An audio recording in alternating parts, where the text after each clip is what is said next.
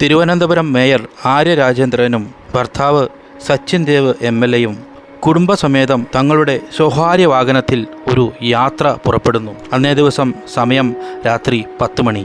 അവരുടെ കൂടെ വളരെ ക്ലോസ് ആയിട്ടുള്ള റിലേറ്റീവും ഉണ്ടായിരുന്നു. യാത്ര അങ്ങനെ വളരെ ഭംഗിയായിട്ട് മുന്നോട്ട് പോവുകയാണ്. അങ്ങനെ ഇരിക്കുമ്പോഴാണ് അവർക്കൊരു കാര്യം ശ്രദ്ധയിൽപ്പെടുന്നത്. തങ്ങളുടെ വാഹനത്തിന് മുന്നിൽ വളരെ റാഷായിട്ട് വാഹനമോടിച്ച് ഒരു KSRTC ബസ് അങ്ങനെ മുന്നോട്ട് പോയിക്കൊണ്ടിരിക്കുകയാണ്. പല വാഹനങ്ങളിലും വളരെ ക്ലോസ് ആയിട്ട് തട്ടിയില്ല എന്ന രീതിയിൽ KSRTC ബസ് അങ്ങനെ മുന്നോട്ട് പോയിക്കൊണ്ടിരിക്കുകയാണ്. അതിനുശേഷം കുറച്ച് സമയം പിന്നിട്ടപ്പോൾ ഇവരുടെ വാഹനം KSRTC ബസ്സിനെ ക്രോസ് ചെയ്തപ്പോൾ തന്നെ ഇതാരാണ് ഈ ഡ്രൈവർ, ഈ വണ്ടി ഓടിക്കുന്നത്, ഇത്ര റാഷായിട്ട് വണ്ടി ഓടിക്കുന്ന ഡ്രൈവർ ആരാണെന്ന് അറിയാൻ വേണ്ടി ബാക്കിലിരുന്ന മേയറും മേയറുടെ ബന്ധുവായ ഒരു സ്ത്രീയും ഏകദേശം ഒരേ സമയമാണ് ആ ഡ്രൈവറുടെ മുഖത്തേക്ക് നോക്കുന്നത്. ഇവരെ കണ്ട ഉടനെ ഡ്രൈവർ ലൈംഗിക ചൊവ്വയോടുകൂടി ഒരു ആക്ഷൻ ഇവരുടെ നേരെ കാണിക്കുകയുണ്ടായി. പെട്ടെന്നുള്ള ഡ്രൈവറുടെ ഇങ്ങനെ ഒരു പ്രതികരണം അവർ ഒരിക്കലും പ്രതീക്ഷിച്ചിരുന്നില്ല. അവരുടെ മനസ്സ് അസ്വസ്ഥമായി.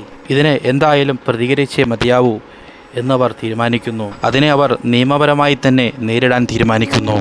അങ്ങനെ മുന്നോട്ട് വണ്ടികൾ കടന്നുപോയിക്കൊണ്ടിരിക്കുകയാണ്. അങ്ങനെ കുറച്ച് സമയം പിന്നിട്ട് കഴിഞ്ഞപ്പോൾ സാബല്യം കോംപ്ലക്സിൻ്റെ അടുത്തെത്തിയപ്പോൾ അവിടെ ഒരു സിഗ്നലുണ്ട്. അപ്പോഴാണ് അവിടെ റെഡ് സിഗ്നൽ വരുന്നത്. റെഡ് സിഗ്നൽ ആയതുകൊണ്ട് വണ്ടികളെല്ലാം തന്നെ അവിടെ നിർത്തിയിട്ടിരിക്കുകയാണ്. അപകടകരമായ രീതിയിൽ വണ്ടി ഓടിക്കുകയും ലൈംഗിക ചൊവ്വയോടുകൂടിയുള്ള ചേഷ്ടകൾ കാണിക്കുകയും ചെയ്ത ഡ്രൈവറെ പിടികൂടാൻ അവർ തീരുമാനിക്കുന്നു. അവർ വണ്ടി നിർത്തി വണ്ടിയിൽ നിന്നിറങ്ങി KSRTC ബസ്സിനരികെ എത്തി ഡ്രൈവറോട് ഉണ്ടായ കാര്യത്തെപ്പറ്റി ചോദിക്കുന്നു. അവർ തമ്മിൽ അങ്ങോട്ടും ഇങ്ങോട്ടുമൊക്കെ പലതും സംസാരിച്ചു. വളരെ ശക്തമായ ഭാഷയിൽ തന്നെ ഡ്രൈവർ പ്രതികരിക്കുന്നുണ്ട്. അസഭ്യമായ പല വാക്കുകളും ഉപയോഗിച്ചു. ആ ഒരു സമയത്ത് തന്നെ ലഹരി പദാർത്ഥവും മറ്റുമൊക്കെ ഉപയോഗിച്ച് അതിൻ്റെ കവർ വെളിയിലേക്ക് വലിച്ചെറിയുന്നതും അവർക്ക് കാണാമായിരുന്നു. മേയറുടെ ഹസ്ബൻഡ് സച്ചിൻ ദേവ് മറ്റൊരു കാറിലാണ് വന്നിരുന്നത്. എത്രയും പെട്ടെന്ന് അടുത്തുള്ള പോലീസ് സ്റ്റേഷനിലേക്ക് വിവരമറിയിച്ച് KSRTC ബസ് ഡ്രൈവറെ പോലീസിന് കൈമാറുക എന്നതായിരുന്നു അവരുടെ ഉദ്ദേശം. ഏതാനും കുറച്ച് സമയം കഴിഞ്ഞപ്പോൾ തന്നെ പോലീസ് എത്തുകയും തുടർന്ന് ഡ്രൈവറെ അറസ്റ്റ് ചെയ്ത് പോലീസ് സ്റ്റേഷനിലേക്ക് കൊണ്ടുപോവുകയുമാണ് ചെയ്തത്. പോലീസ് സ്റ്റേഷനിൽ എത്തിയ ഡ്രൈവറെ കാര്യമായ രീതിയിൽ തന്നെ ചോദ്യമൊക്കെ ചെയ്ത് പിറ്റേ ദിവസമാണ് സ്റ്റേഷൻ ജാമ്യത്തിൽ വിട്ടയച്ചത്. അപ്പോഴേക്കും ഈ ഒരു സംഭവം പല വാർത്തകളിലും ഇടം പിടിച്ചിരുന്നു. ഒരുപാട് സോഷ്യൽ മീഡിയയിലൊക്കെ ഇത് ചർച്ച ചെയ്യാൻ തുടങ്ങി. മേയറെ അനുകൂലിച്ചും പ്രതികൂലിച്ചുമൊക്കെ തന്നെ വാർത്ത വരാൻ തുടങ്ങി. പിന്നീടുള്ള പരിശോധനയിൽ KSRTC ബസ്സിൽ സ്ഥാപിച്ചിരുന്ന ക്യാമറ വർക്ക് ചെയ്യുന്നുണ്ടായിരുന്നെങ്കിലും അതിൻ്റെ മെമ്മറി കാർഡ് കണ്ടെടുക്കാനായിട്ട് പോലീസിന് കഴിഞ്ഞില്ല. ആളുകളും മറ്റും പിടിച്ച പല വീഡിയോകളൊക്കെ നമുക്ക് സോഷ്യൽ മീഡിയ വഴി കാണാൻ സാധിച്ചിട്ടുണ്ട്.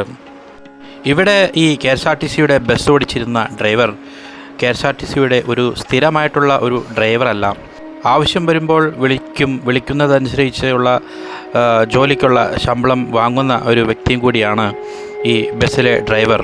KSRTC ബസ് ഓടിച്ചിരുന്ന ഈ ഡ്രൈവറുടെ ഹിസ്റ്ററി എന്ന് പരിശോധിച്ച് നോക്കുമ്പോൾ പലതരത്തിലുള്ള അപകടങ്ങൾ ഉണ്ടാക്കിയിട്ടുണ്ട്. അതുമനുസരിച്ചുള്ള കേസുകളൊക്കെ നടന്നിട്ടുമുണ്ട്. അങ്ങനെ ഒരു ഹിസ്റ്ററിയുള്ള ഒരു വ്യക്തി കൂടിയാണ് ഈ ഒരു ഡ്രൈവർ. അതുപോലുള്ള റാഷ് ഡ്രൈവുകളൊക്കെ ഇപ്പോഴും തുടരുന്നു എന്നാണ് ഇതിൽ നിന്ന് നമുക്ക് മനസ്സിലാകുന്നത്. എന്തായാലും പോലീസ് കേസെടുത്ത് അതുമായി ബന്ധപ്പെട്ടുള്ള കാര്യങ്ങളുമായിട്ട് മുന്നോട്ട് പോയിക്കൊണ്ടിരിക്കുകയാണ്. കുറ്റകൃത്യങ്ങൾ പൊതുവെ വർദ്ധിച്ചു വരുന്ന ഒരു സാഹചര്യമാണ് ഇന്ന് നിലവിലുള്ളത്.